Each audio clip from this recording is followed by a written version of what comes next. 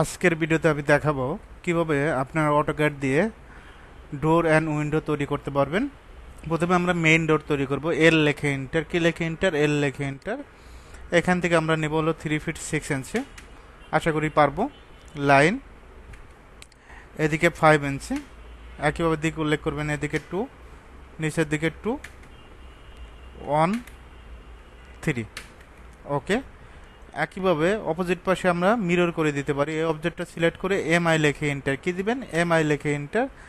Just mid point ধরে just click, no. Line এই point থেকে 7 ফিট নেবেন, একইভাবে এটাও 7 ফিট নিয়ে নিব। তারপর সার্কেল সি লেখে enter, first point, second point. তারপর ট্রিম করে দিব, সুন্দরভাবে ট্রিম করে দিবেন।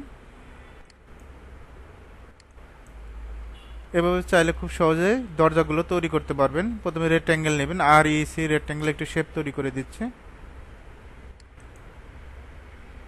ওকে, এখানে যে কোনো মেজারমেন্ট নিতে পারেন, অসুবিধা নাই। তারপর কপি করব, সিপি লেখে এন্টার।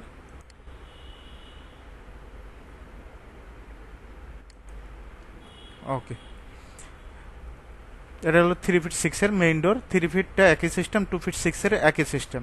এখন আমরা উইন্ডো তৈরি করব। এল লেখে এন্টার, এদিকে 5 ফিট, এদিকে 5 ইঞ্চি, 5 ইঞ্চি, 5 ফিট, 5 ইঞ্চি। অফসেটটা নেব 2 ইঞ্চি, ও লেখে এন্টার, 2 লেখে এন্টার।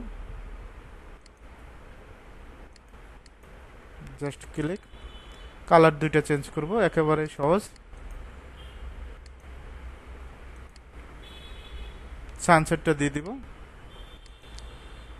এদিকে 6, ওকে, একইভাবে 6, জাস্ট ক্লিক। এভাবে চাইলে খুব সহজেই দরজা জানালা তৈরি করতে পারবেন।